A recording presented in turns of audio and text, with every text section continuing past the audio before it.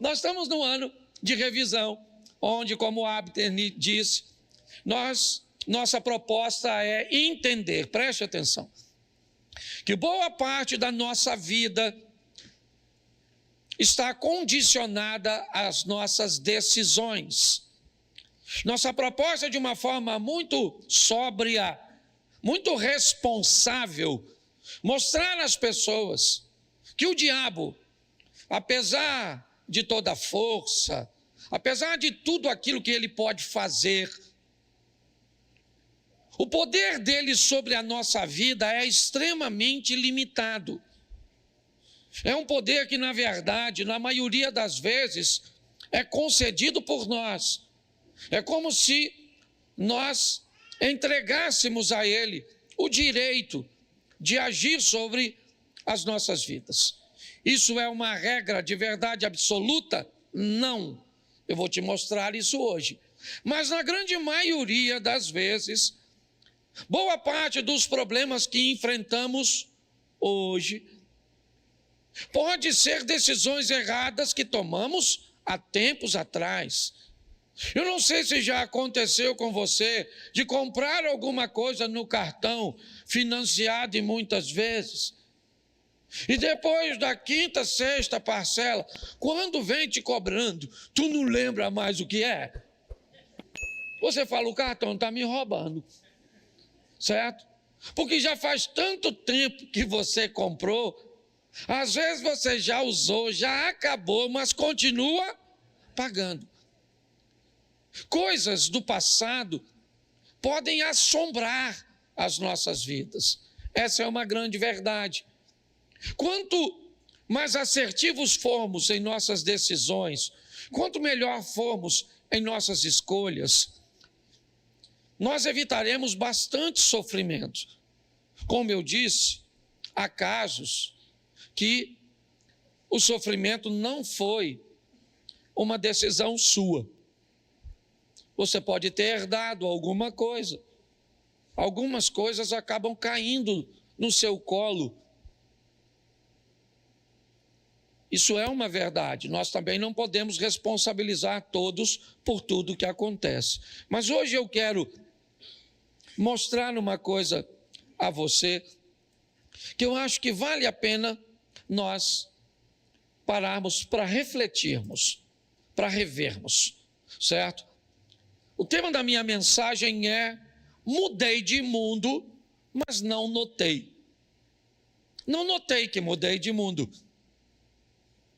Quando nós usamos a palavra mundo, eu quero apresentá-la aqui a vocês sobre 4 óticas. Primeiro, o mundo, tudo, a totalidade, todas as galáxias, tudo, ok?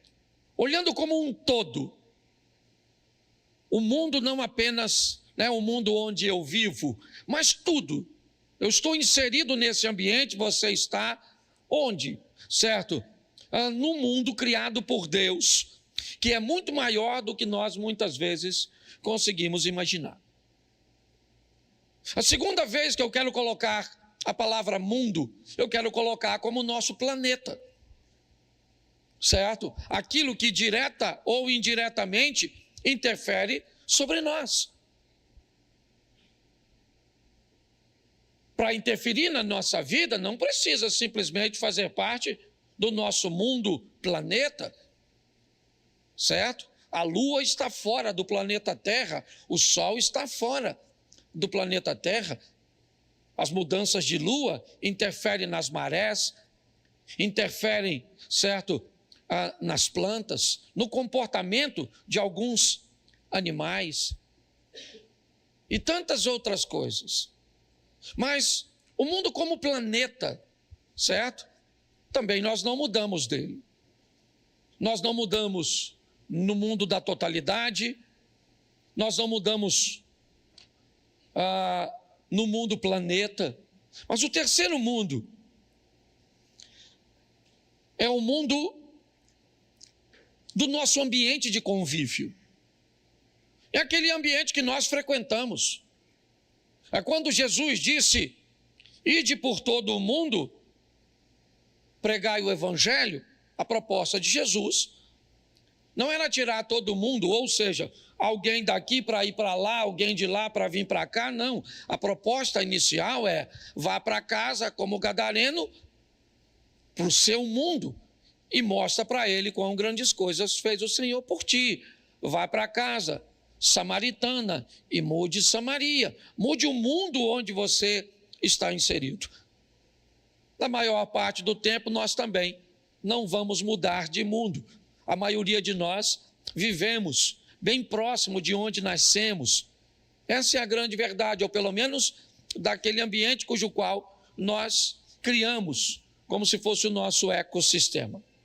Então, nesses três mundos, normalmente nós não mudamos. Nós não mudamos na totalidade, não mudamos do planeta Terra e muitas vezes ainda estamos no nosso ambiente de convívio. Porém, há um quarto mundo, o mundo dos princípios e dos valores. Quando nós mudamos para um mundo novo, com princípios novos, algumas coisas velhas podem ficar para trás. Pessoas, por exemplo, que foram criadas em ambientes ordeiros, educados, de repente mudaram para o mundo da marginalidade. E no mundo da marginalidade, os princípios e os valores são outros. Se eu não tenho, eu tomo de quem tem. Se essa pessoa oferece resistência, eu tiro a vida dela. Ué, mas que ideia é essa? Não, essa é a ideia do mundo da marginalidade. É assim que funciona.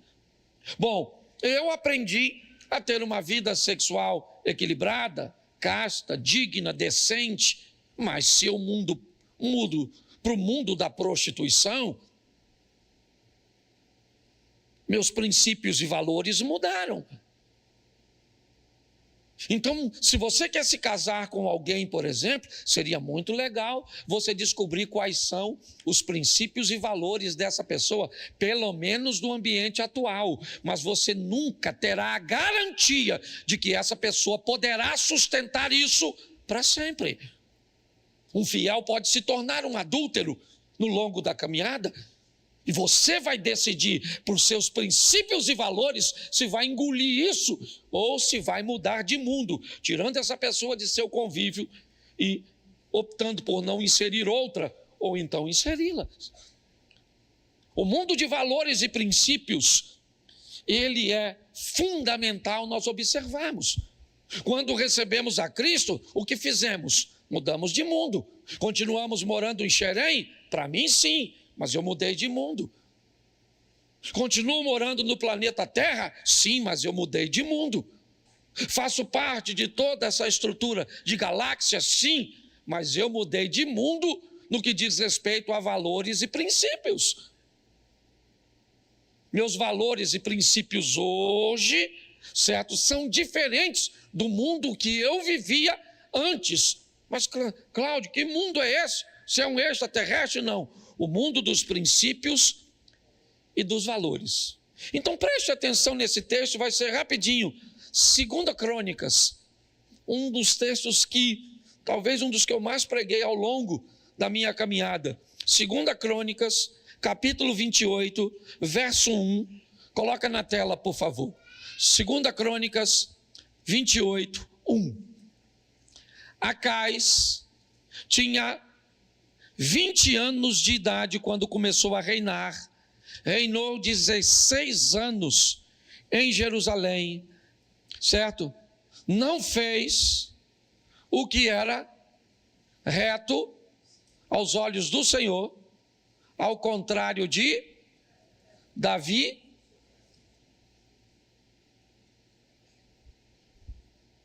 Só um segundo.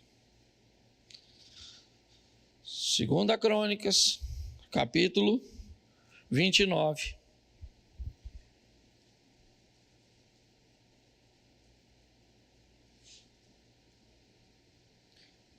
Volta no verso 1, santo varão. Ah, bem. Eu já ia falar que a Bíblia estava errada. Ezequias tinha 25 anos de idade quando começou a reinar. Reinou 29 anos em... A mãe dele se chamava Abia e era filha de... Verso 2. Ezequias fez o que era reto. O que era reto. Eu falo o que era reto, você só completa até a vírgula. O que era reto. O que era reto. O que era reto. Feche seus olhos. Senhor nosso Deus e Pai, em nome de Jesus, continua falando conosco. Usa-me como um canal de bênção agora, para falar comigo mesmo nesta palavra. E para falar, ó Deus, com essa diversidade de corações e realidades diferentes. Abençoa-nos, ó Pai, com toda sorte de bênção. Repreendemos toda a distração. Tudo aquilo que não provém de Ti caia por terra agora, em nome de Jesus. Amém. Glória a Deus. Amém. Isso. Vamos dar uma olhada nesse texto, porque eu quero te mostrar na astúcia de um menino, de um rapaz de 25 anos de idade, chamado Acaz. Vamos olhar um pouco para a vida desse camarada, ver como ele precisou fazer revisões em algumas coisas. Mas a primeira coisa que eu quero te chamar a atenção, antes de entrar na história do Acaz, é te mostrar como o mesmo assunto pode ter 3 óticas diferentes. Talvez por isso muitas pessoas quebrem a cara. Porque nós vamos precisar de uma coisa chamada discernimento, sensibilidade, para tomar algumas decisões da nossa vida em ambientes cruciais. Por favor, seja equilibrado. Deus não precisa falar com você se você vai sair com a camisa amarela ou azul. Isso não é responsabilidade de Deus, é sua. Então, por favor, não se coloque diante de Deus como um débil mental.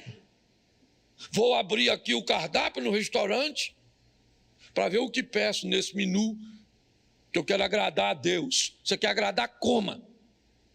Tá certo? Louvado seja Deus. Então pare de querer se colocar numa posição onde tudo que você vai fazer, Deus tem que falar. Porque senão você não faz nada. E não pega versículo isolado para sustentar isso não. Porque você vai ter problema. Certo? Agora também não queira fazer tudo na vida sem falar com Deus. Tem muita coisa na vida que se você não pedir oração a Deus, discernimento a Deus, uma direção, você vai quebrar a sua cara. Então tudo que nós vamos falar hoje é extrema. Sabe, esse extremismo maluco. Você não pode falar nada que o outro já diz, vai para o outro lado. Eu falei isso aqui e vou repetir. Certo? Eu respeito quem não come carne. É um direito que você tem. Você está entendendo? Agora, por favor, respeita quem come. E não vem com essa palhaçada de que eu não quero que um ser vivo morra. Acorda, Santinho. Acorda. Deixa eu te explicar uma coisinha. Você é o dos legumezinhos, da verdurazinha? Você sabe quando aquele arado... Eu, às vezes, vou cortar grama no sítio. Volta e meia a gente parte uma cobra no meio. Corta um arrão, uma perereca, uma lagarta. Você imagina uma produção em alta escala. Aquele lâmina passando, quantas cobras, perereca, sapo, rã, lagartinha. Quando joga aqueles produtos químicos, quantas borboletinhas, passarinho que não morre. Então não tem isso não, essa produção de larga escala. Um montão de bicho morre, mesmo que não seja a vaquinha. Então para com essas teorias malucas. Tá vendo? É só que você que fica mais chateado com a morte da vaca do que com a da cobra, ou da perereca, ou da rã. Meus ancestrais não criaram arco e flecha para correr atrás de um repolho. Que fique claro. Mas eu respeito. Eu tenho que respeitar. Se você comer aquela folhinha, eu gostaria que folhinha tivesse gosto de picanha, mas não tem. Então dá licença. Pastor, o que você está querendo? Derrubar a folhinha. Não estou querendo derrubar a folhinha, estou querendo levar você para o equilíbrio. Você está entendendo? Chega lá no restaurante, tem alguém pedindo uma picanha, aquela coisa assim, aquela fumaça, aquela... Sangue de Jesus tem poder. Certo? Aí você olha para o lado, o que é que tem? Duas alfaces, uma cenoura, um picles, só troço fantástico, certo? Mas, pastor, a gordura mata, a verdura também. Você já nasceu para morrer, não tem como não, você vai morrer, uma hora você morre. Entendeu? Tá certo? É assim que funciona. Então, nossa proposta é mostrar às pessoas que precisa ver que o troço está muito desequilibrado, ou pode tudo, ou não pode nada. Ou anda vestido demais, ou anda pelado. Ou faz tudo, ou não faz nada. Devagar. Meu Deus do céu. Então, a mesma situação pode ser, olha como é que as coisas são. Vou te mostrar a mesma história. Bota para mim aqui, santo varão, e me ajuda agora para mim. 2 Samuel, capítulo 7, verso 2. 2 Samuel 7, 2. Olha só. E o rei disse ao profeta Natã. Quem foi que disse? Então vamos ver o que o rei Davi está pensando. Volta no 2. O rei disse ao profeta Natã: veja, estou morando num palácio feito de cedro, mas a arca de Deus se encontra numa... Verso. Então Natã disse ao... vá e faça tudo o que estiver no seu, porque o Senhor está com... Olha para mim. Davi, um homem de Deus, quer construir uma casa para Deus. Essa é a ótica dele. Eu moro numa casa de cedro e Deus, o Todo-Poderoso, não tem uma casa para... Então essa é a ótica de quem? De quem? De Davi. Então, segundo Davi, Deus está precisando de uma casa.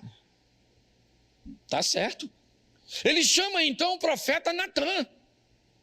E diz Natã: eu moro numa casa de cedro, mas Deus está, certo, numa tenda. O que Natã disse no verso 3? Vai e faça tudo o que estiver no seu, porque o Senhor é... Essa é a visão de quem? De Natã. Segundo Natã, Davi deve fazer do jeito que ele pensa. É a mesma situação. Natã disse: não, Davi, vai lá e faz conforme o seu coração, faz direitinho, porque Deus é com... Mas o verso de número 5. Vai e diga ao meu servo Davi, assim diz o... Você quer edificar um templo para a minha habitação? Eu gosto desse ponto de interrogação, que é como Deus estivesse falando: ô querido, se a casa é para mim, deixa que eu peço. Olha o que ele diz. Falou com Natã: vai lá e fala para Davi. Davi está errado, você está errado, e eu até quero a casa, mas eu vou dizer como é que eu quero. Quem vai dizer sou eu. A ótica é de Deus. Nós temos a mesma situação. A casa. Na cabeça de Davi eu vou fazer. Na cabeça de Natã, faça o que tiver no seu coração. Na mente de Deus, não... Se a casa é para mim, vai fazer segundo o meu coração, não o coração dele, o que tiver no meu coração. Eu quero com essa medida, eu quero desse jeito, eu não quero barulho. A pedra tem que ser cortada lá, quando chega aqui só encaixa, tem que ser assim, assim, assim. O fogo tem que ser único, nunca pode apagar, tem toda uma forma disso acontecer. É assim que funciona. Eu estou mostrando a você que uma coisa pode ter três, pelo menos aqui, três óticas diferentes. A minha pergunta é só uma: a quem nós estamos a fim de agradar?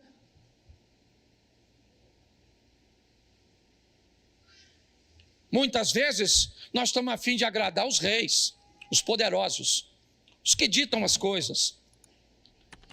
Eles é que são importantes. Aquelas pessoas que nós elegemos como importantes na nossa vida. Aquelas que nós queremos impressionar de acordo com o que usamos, com o que aparecemos, ou que desejamos ser bem vistos por elas. Você tem todo o direito de agradar a quem você quiser. Eu só estou te apresentando aqui. Nós temos a ótica do rei, nós temos a ótica do profeta. Está assim de gente que chegou aqui, ó, iludida. E eu não estou falando que eu sou um líder religioso perfeito, não. Você está procurando perfeição em mim, ainda dá tempo de ir embora. Agora eu vejo pessoas que narram coisas que homens que são sacerdotes e que ocupam cargos como eu ocupo aqui, que se acham semideuses, decidindo e expondo coisas, fazendo coisas absurdas, que parece, muitas vezes, que as pessoas ou sofreram uma lavagem cerebral, ou têm problemas com raciocínio, com lógica. Então a minha proposta é mostrar a você aqui, hoje, Ezequias resolveu fazer o que era certo aos olhos do... E pronto, foi a decisão dele. Eu vou te mostrar o resultado, mas foi a dele. Isso não significa que você vai viver a mesma coisa que ele. Você vai viver a mesma coisa que ele, ou próximo do que ele viveu, porque nem sempre será a mesma coisa se você fizer a mesma coisa. Se não quiser, eu entendo perfeitamente. Tem gente que vem, pede um conselho, você instrui, dá uma ferramenta, ele vira, vai embora, faz tudo o contrário, depois vem reclamar com a gente sobre o resultado do que aconteceu. É estranho, mas é o direito que as pessoas têm e nós não podemos privá-las. Então o que ele tem na mão, só para você entender. Ezequias tem um reino falido deixado por seu pai Acais. Ele é rei da área do sul de Israel, de Judá, a parte de baixo. E não é de hoje que Ezequias vê a humilhação assolando sua nação. Volta e meia, os assírios invadem Judá, matando os homens que podem oferecer resistência, estuprando mulheres, levando crianças cativas. Por que eles não extirpavam de uma vez por todas, matavam todos? Era simples. Primeiro, porque não podiam matar, porque aquele povo estava sustentado por Deus. Segundo, não podia matar, porque era jogar fora recursos. Eu venho, roubo e vou embora, espero você se estruturar de novo. Então eu venho e roubo de novo. É assim que funciona. Ele cresceu vendo tudo isso. O pai dele estava desesperado, Acais, tentando resolver o problema.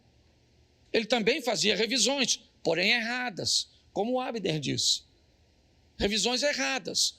Ele revisou e ele disse: a melhor maneira que eu tenho a fazer é me aliançar com alguém que me deixe mais forte.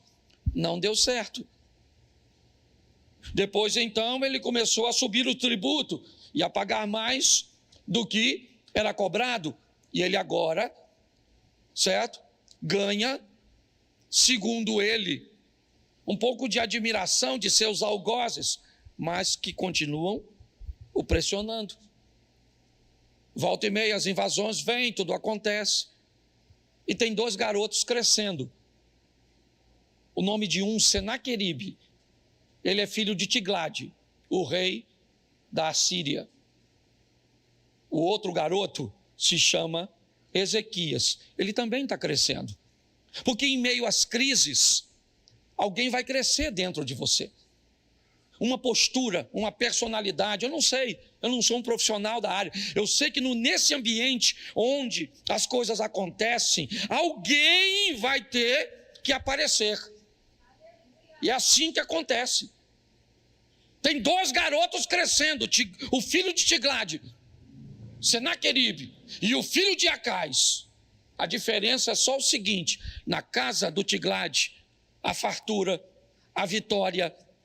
Na casa do Tiglade as coisas vão bem. O problema é na casa do Ezequias, onde tem estupro, onde tem morte, onde tem humilhação, onde tem saques. É só isso. Dor, choro. Sabe o que é pior? É que ele não é um garoto comum. Sabe o que é pior? É que ele é filho do rei. Quando ele passa na rua, as pessoas olham para ele e dizem o quê? Tudo isso que nos acontece é responsabilidade de vocês. Você viu o preço que pagou Bolsonaro por ter falado a besteira de que o Covid era uma gripezinha? Quantas pessoas botaram, certo, na conta dele a morte dos seus? Eu vi até em viaduto em São Paulo escrito. E aí a pessoa perdeu um ente querido, alguém fala uma besteira dessa, uma insanidade, que é o quê? Eu fico imaginando. Esse aqui não podia sair. Ele não era bem visto nem pelos seus, pela gestão de seu pai. Porém o pai morreu, porque uma hora a casa cai, meu irmão. O pai morreu. Morreu os 2. Morreu o pai do Senaqueribe e morreu o pai do Ezequias. Morreu Acais e Tiglade. E o que eles criaram? 2 filhos. Só isso. 2 rapazes. Um acostumado a vencer, rico, poderoso, cheio de si. Porque às vezes é isso que os traumas fazem. Eles são tão fortes que transformam as pessoas de bem em soberbas. A pessoa não pode ganhar nada que acha que é melhor que os outros. Vira um dublê de rico. Do outro lado, quem está crescendo? O Ezequias, 25 anos de idade.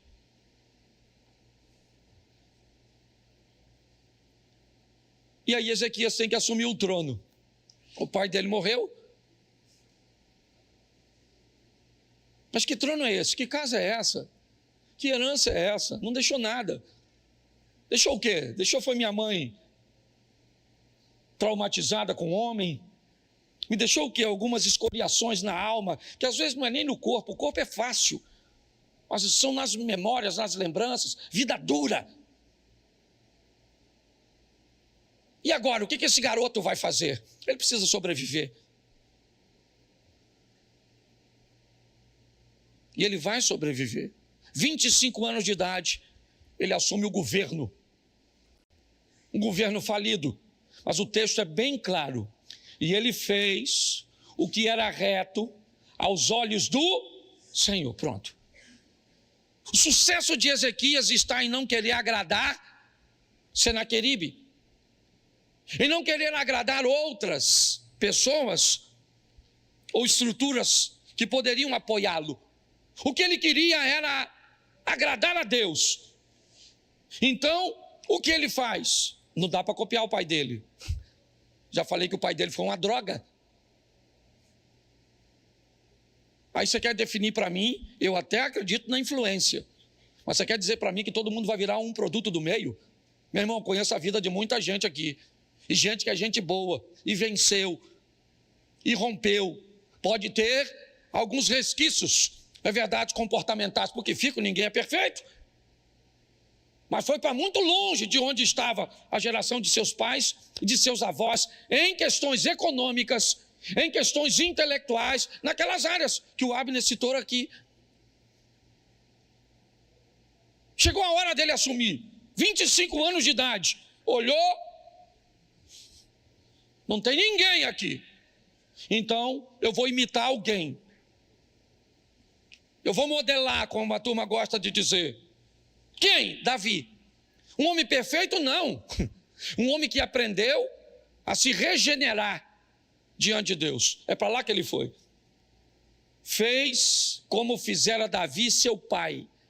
E a Bíblia ainda faz questão de citar o nome da mãe dele.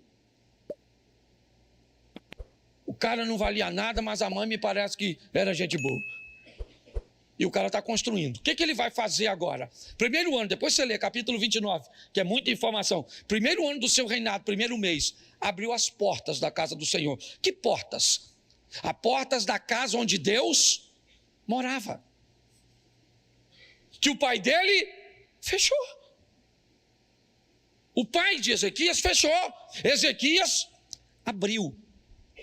Os sacerdotes que trabalhavam na casa perderam o emprego. Foram fazer outra coisa, trabalhar em lavoura, sei lá o que foram. Mas assim que Ezequias assume, ele chama os sacerdotes e os levitas, diz: sacerdotes e levitas, santificai-vos agora, e santificai a casa do Senhor, e tirai da casa do Senhor toda imundícia. Nós vamos mudar esse negócio aqui, meu irmão. Chega, acabou. Chega uma hora que você tem que dar um basta na sua vida. Chega na hora que você tem que dizer isso. Não interessa se vovó viveu, se mamãe viveu, se fulano viveu. Chegou na sua vez e você decide se vai viver ou não. Isso pode ser uma questão econômica ou pode ser uma herança genética de um câncer ou de qualquer outra coisa. Abre as portas do Senhor, repara, né? E aí ele restabelece o culto.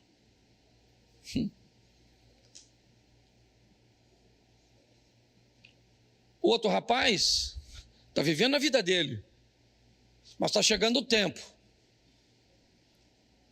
que a Síria vai invadir.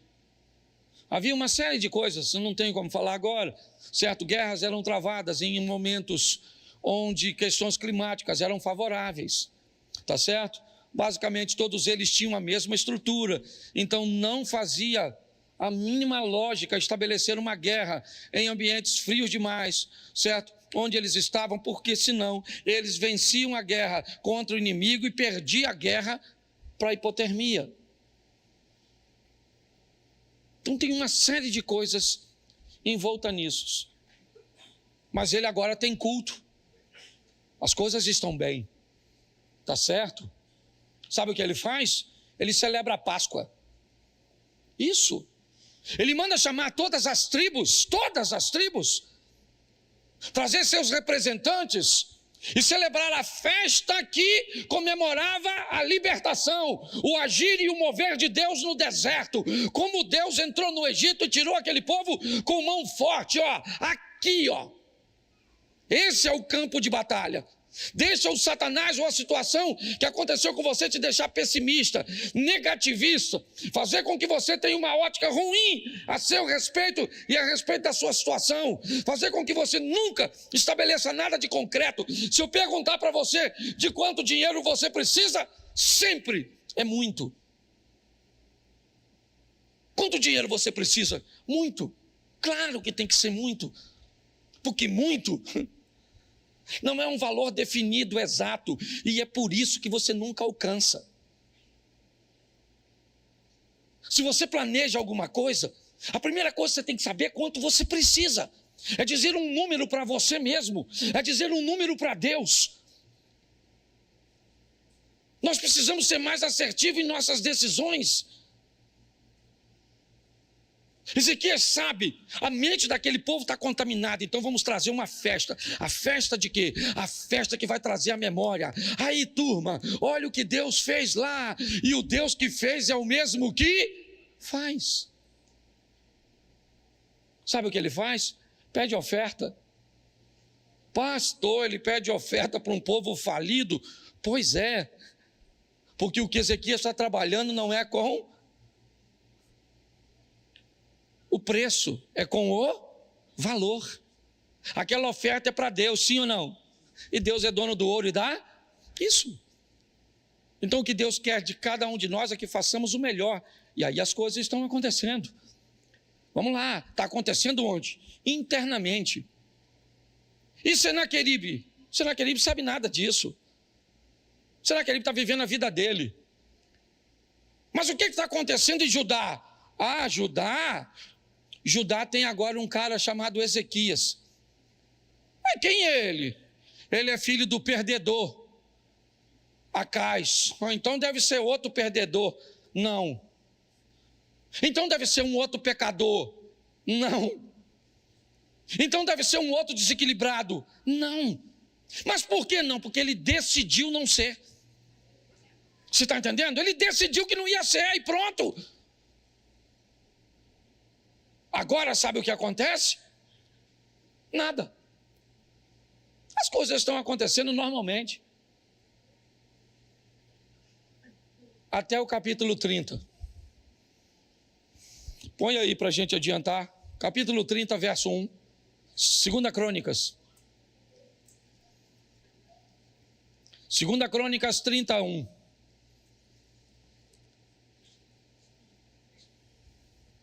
Segunda Crônicas, capítulo 30, verso 1.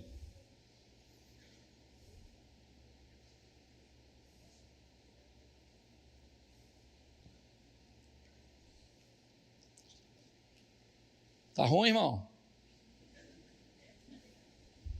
Depois disso, repita comigo, depois disso. Disso o quê? Vamos voltar aqui? Depois de abrir as portas, acender as lâmpadas, queimar incenso, fazer a Páscoa, pedir oferta, restabelecer culto. Depois de tudo organizado, pensa num cara fiel. Depois disso, olha só, que beleza. Ezequias enviou um mensageiro a todo Israel, certo?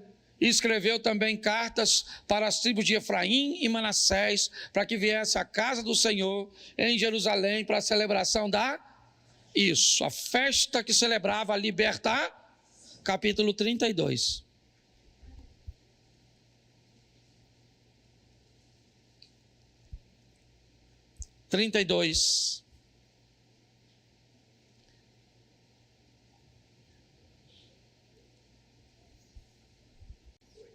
Foi? Depois dessas coisas, repita comigo, depois dessas coisas e desta fidelidade, Senaqueribe, o rei da Síria, invadiu Judá e sitiou as cidades fortificadas com a intenção de... O cara acaba de fazer a festa da libertar, vem um miserável fazer um cerco de aprisionamento, sim ou não? Seu nome é? Quem ele é? Ele é filho de Tiglade. Senaqueribe cresceu vendo derrota? Sim ou não? Não. Ele é rico, poderoso. Seu exército é um dos maiores da época, amém? Pois é. E o outro tem o quê? Nada, só cultinho. Fumacinha, sacerdotinho, uns bichinhos gritando porque está sendo sacrificado. E ofertinha, só umas ofertinhas pequenininhas. E o outro cara lá está bonitão. É isso que está escrito aí, mais ou menos isso.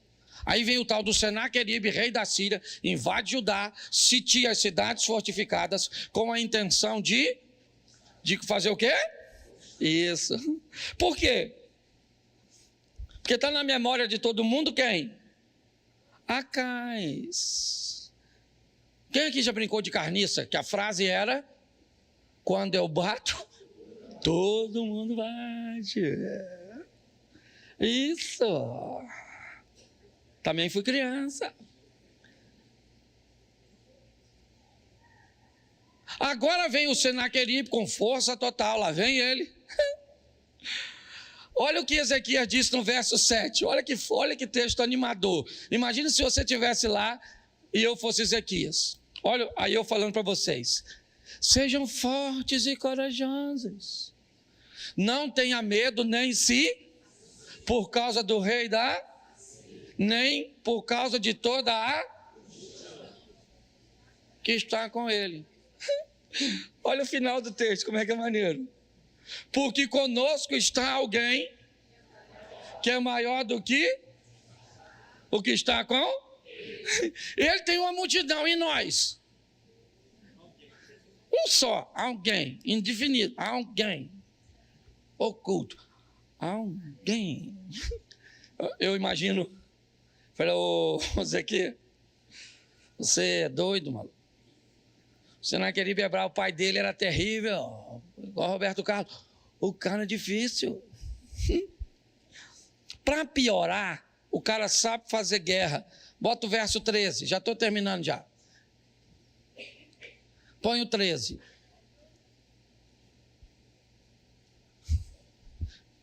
Se não precisasse trazer a memória, ele trouxe.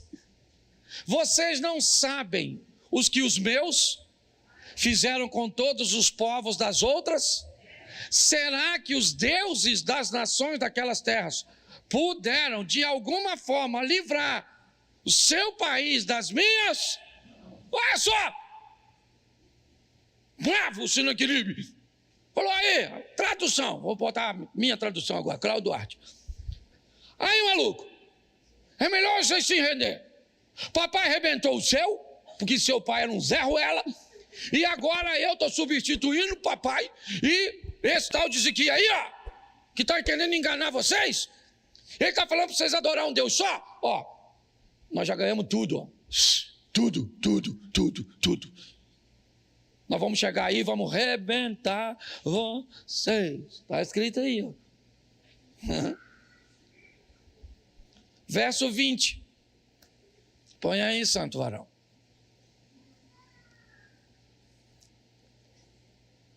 Então, o rei e quem?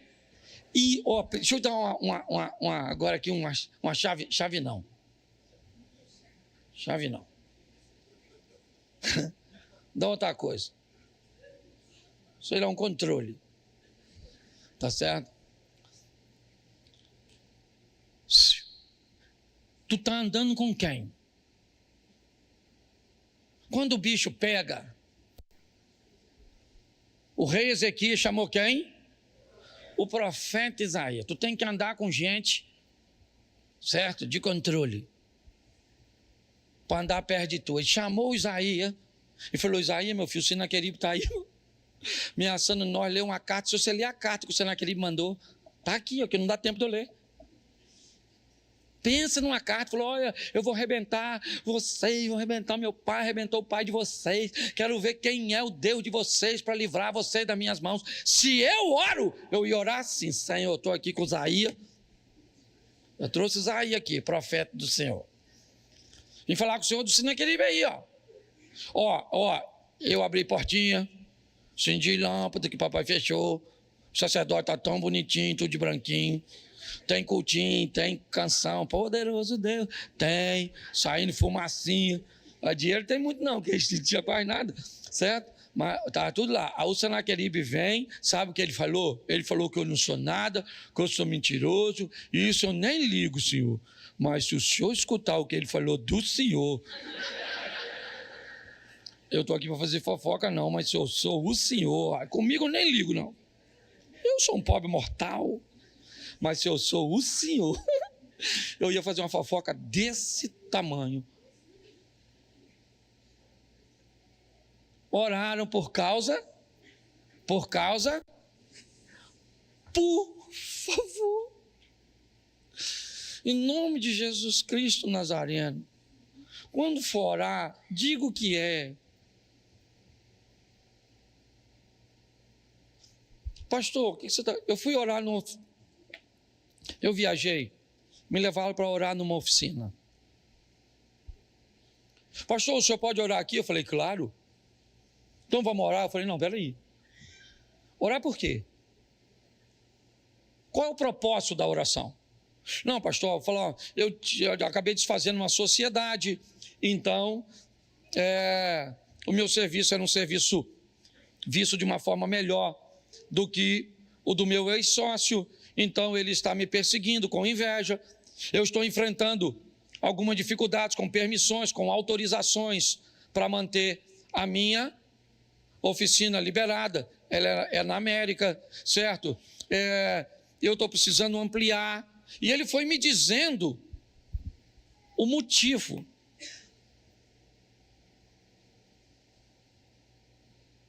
Quando você for orar, por favor, seja pontual na sua oração.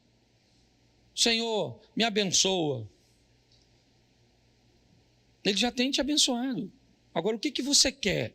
Oraram por causa disso e clamaram o que eles precisam?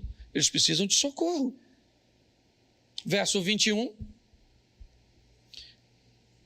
E o Senhor enviou que destruiu todos os homens e o chefe dos príncipes do arraial do rei e o rei da Síria, com o rosto coberto de vergonha, voltou para a sua. Quando ele entrou no templo do seu Deus, seus próprios filhos ali o mataram. Isaías orou com Ezequias e Deus enviou um anjo. Mas, pastor, eu não consegui entender onde o senhor vai encaixar a revisão. Bom, eu expliquei a vocês que a gestão de Acais foi terrível. A de Ezequias foi muito bem sucedida. Ela se resume a um versículo, para mim. 29:10. Volta em 2 Crônicas 29, põe apenas o verso 10, por favor. Eu acho que é o 10, sim. 2 Crônicas 29. Agora estou resolvido. Decisão. Em algumas traduções, agora estou decidido. Estou. Não é plural, é singular. Agora eu estou decidido. Eu decidi. Eu decidi como marido, eu decidi como pai, eu decidi como chefe de família, eu decidi como crente, eu decidi. Eu estou decidido a fazer uma lei. Pronto, acabou. A história desse cara mudou aqui. Se você vê o que ele descreve, ele diz: nossos pais apagaram as lâmpadas, fecharam as portas, não queimaram incenso, viraram as costas para o Senhor Deus de Israel. Agora eu estou resolvido a fazer uma aliança. Ele vai dizer, para que o furor da sua ira se afaste de... Ele diz, eu vou tomar uma decisão no singular para livrar todos. A responsabilidade era dele. Deus enviou um anjo. Um anjo. E o texto diz, volta lá no 32, por favor. Já estou acabando, mas apesar de que eu estou na hora. 32. Bota o 10, que é onde nós estávamos na oração. Isso. Agora me perdi, mandei você voltar. É verso 20. Isso, oraram por causa disso ao céu, clamaram ao céu, verso de número 21. E o Senhor enviou um anjo que destruiu todos os homens. Todos os homens. Todos os homens. Note que o anjo não matou covarde. O anjo só matava valente. Porque preste atenção. Quando Acais perde, a fama de Israel foi negativa, sim ou não? Sim ou não? Então todo mundo tinha uma fama ruim na boca a respeito de Israel. Deus quer reverter isso. Ezequias fez o contrário. Ele reviu, e o que ele fez? Abriu a porta que o pai fechou, acendeu a lâmpada que o pai apagou, empregou os sacerdotes que o pai demitiu, celebrou a Páscoa que o pai não celebrava mais. Ele fez tudo o contrário, por causa de uma decisão. Agora estou resolvido, pronto, o Senhor nos chamou para queimar incenso, e é isso que eu vou fazer. Mas agora, nesse texto, os homens valentes morrem, e o que acontece com os covardes? Fogem. Para que os covardes fogem? Para contar para os outros que agora Judá merece respeito. Eu imagino os homens correndo, voltando para casa, com o anjo. Chegando lá, cansado assim, ó.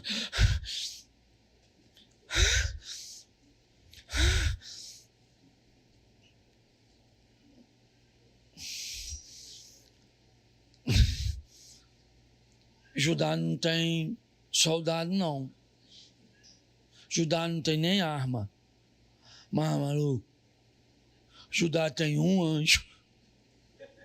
E alguém deve ter falado, um só? E quem fugiu falou, se tem dois, eu não chego aqui. Mas o mais legal não é isso. Você lembra que mataram o Senaqueribe? Sim ou não? Mataram ele, não mataram? Pois é, agora todas as nações vizinhas ficaram sabendo do tal anjo. Aí eles juntavam dinheiro, botavam naquelas caravanas e trazia para quem? Para o Zequia. Depois você lê, porque eu acho mó barato. Eles estacionando aqueles carros assim. Eu imagino Zequia bem assim, ó.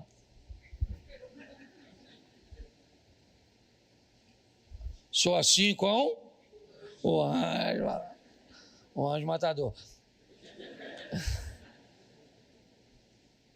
E aí, os caras chegavam perto do Ezequiel, lê, depois está lá, que eu não vou ler não, só de raiva. Não, vou ler por causa do tempo. Os caras chegavam e falaram, Ezequiel! Falei com o Senaqueribe. Falei, Senaqueribe, Ezequiel não é a carne, não. Ezequiel é um menino decente, tá? Falei para ele, Ezequiel, não se meter contigo, tá? Eu trouxe aqui os presentes para tu. Valeu, Ezequiel, ó. Ninguém aqui quer brigar. Ninguém aqui quer brigar com... Certo? É ou não é? Vai que é um espírito de John Wick. Eu aprendi uma coisa há muito tempo nessa história. O poder de uma decisão. Não se vitimize. Eu não sei quantas áreas você precisa rever. Eu não sei o que você precisa organizar. Eu só quero te mostrar que Ezequias fez tudo certo. E mesmo fazendo tudo certo, Senaqueribe se levantou. O que indica que fazer tudo certo nem sempre é garantia de que você ficará imune de sofrer uma retaliação e uma guerra. Mas um obediente, quando está em guerra, os céus estão de olhos abertos para defendê-lo. É só isso. Vão pelejar contra a sua empresa, vão pelejar contra o seu casamento, vão pelejar contra os seus filhos, podem pelejar do jeito que for, mesmo você estando em obediente. Mas, meu irmão, onde você não puder defender, lá vai estar um anjo de pé para proteger e agir a seu favor. Vale um amém?